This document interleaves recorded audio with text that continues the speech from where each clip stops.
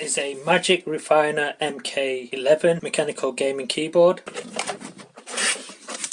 The cable is braided and that appears to be a decent length cable. It's just under 2 meters. If we have a close look at the keyboard, we can see on the number 2 that there's an @ sign there, and on the number 3 the pound sign is missing, which means this is an American keyboard layout. At the top of the keyboard we've got home, computer icon, email icon, music icon, lock, standby, sleep, and what appears to be a calculator button. On the right hand side we've got print screen, scroll lock, pause, as well as the other keys such as insert, home, page up, page down, delete and end. You've got your cursor buttons down there, and the @ sign would be here. I'd have to press shift and that. Tapping on the keys, it sounds really nice, and they are floating keys as you can see here.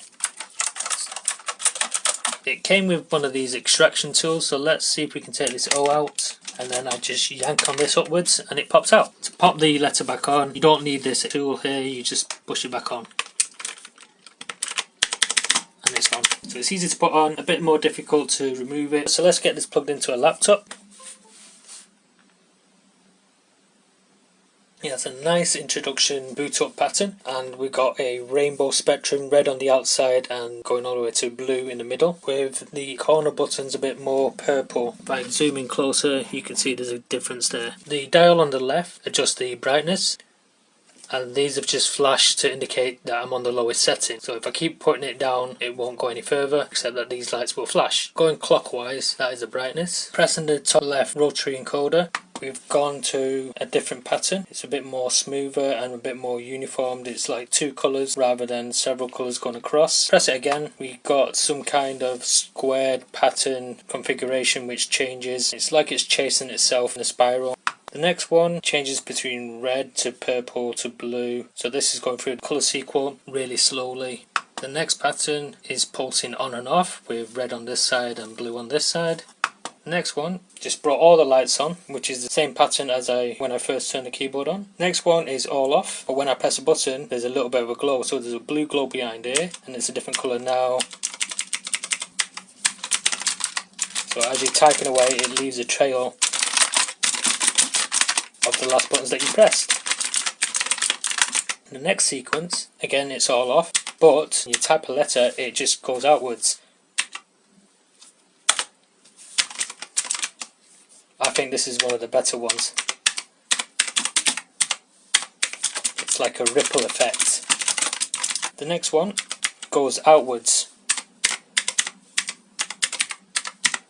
and it changes colours at the same time. Next is random patterns all over the place. I think this will be distracting for game playing. Next is a random pattern and it changes colours independently. Next we've got different colours scrolling downwards. Now we've got like a W pattern zigzagging across, so it starts like it's from here and then just goes outwards. That's a strange one. It goes in and spins around and then goes back out again. The next one is like a twinkly effect. This one is scrolling from top left to bottom right. It's all pink. But when you type letters then they change colours and then return back to the original colour.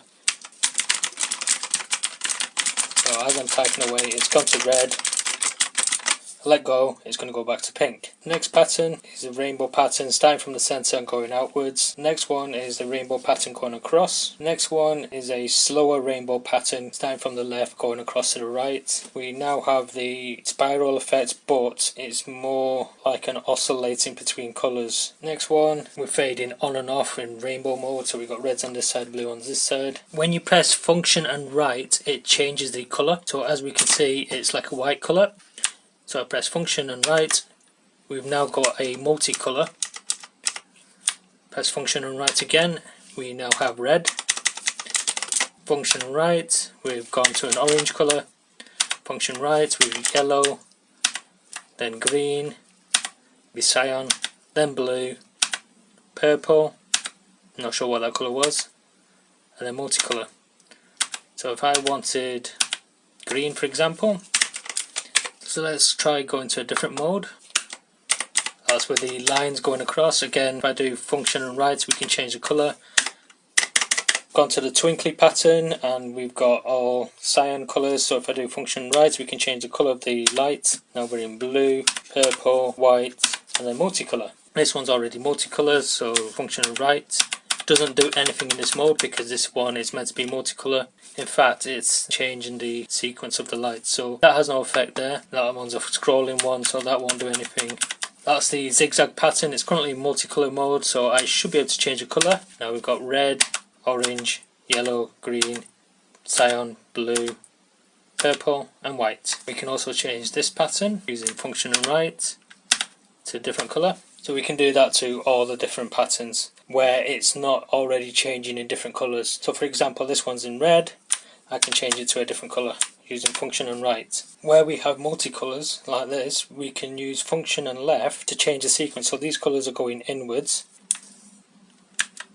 Now the colours are going outwards. Let's try a different mode. So these lights are going this way around and it's all in green. So if I wanted to go that way, I just press function and left and now we're going that way. Function and left again, now we're going that way. If we press function and delete, that will bring us into, so you've got WSAD for up, down, left, right. You've also got your cursor controls highlighted as well as the home button. You press function and delete again, it will highlight a different sequence of keys. Now we've got more on this side, from Q to R, A to G, tab, shift, control, escape, space and this second button here. Function delete again. We've got different sequence of characters lit up. We've got escape, tilde, 1 to 4, Q, W, A, S, D, F, G, V, B, control, tab, space and P. Pressing function and delete again. We've got a different sequence of keys. So these different sequence of keys will be for different games, and as we're going along these different lights are lighting up so you know which mode you're in. Pressing function and home causes this tilde light to blink rapidly as well as these ones to flash, and if I press another letter we can add more letters. So for your favourite game you can have different keys lit up.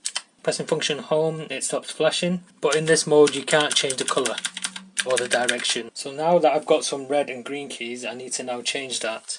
So if I press function and home again, now we got purple flashing, so I could light up different keys in purple. So if I press U, now that's lit up in purple. So if I go to function home, it's flashing away, and now I can deselect the D. So if they're all flashing like that and this one is not flickering away, that is to deselect. So that's good. In this mode, using function and right, we can change it to the different colours that we want to have selected. Now it's in cyan mode. I could, well that's gone on the function key, which I don't want, so let's see if we can take that off, and now function is off. So when we press function and home to save, we want to be on the one where it's not flashing away, so go back to function and home to set the game mode. We've got the 4 LEDs there indicating that we're ready to change. I then want to change the colour to red. Now we've got function and right, and we've got this top right flashing in red, so I'll press D to enable that, and let's say we want the enter key as well. Function is currently lit up because we've been pressing function, but we don't want that. We want to keep going function and right until this one stops flashing.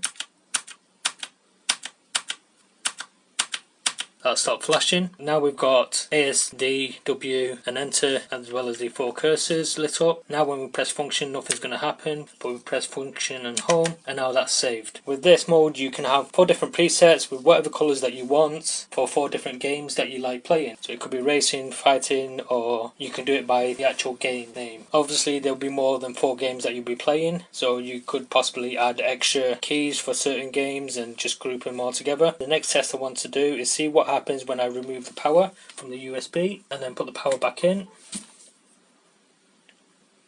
and it's remembered the current mode that I'm in, as well as it's remembered the additional enter button that I've programmed in for the first game mode. You could have different colours for different modes, so you could have red for running, green for driving, blue for shooting, so you can colour code the keys to however you want. This is useful if you're playing in the dark and you can see where the keys are. Another feature for this top left dial is that you can push and turn. So if we push it and turn left, we can see it's going faster, and if I push and turn right, it goes slower. So you can control the speed using this dial. So that you can see is quite fast, and if I want to go slower, you push it in and turn right, and it's moving a lot slower now. Looking on the rear of the keyboard, we can see the on-off switch here, so I'm going to power this back up. So that's flashing away. If I turn the switch in the other position, that kills the light, but the keyboard is still active. and then if I switch it to on, the lights are back on again.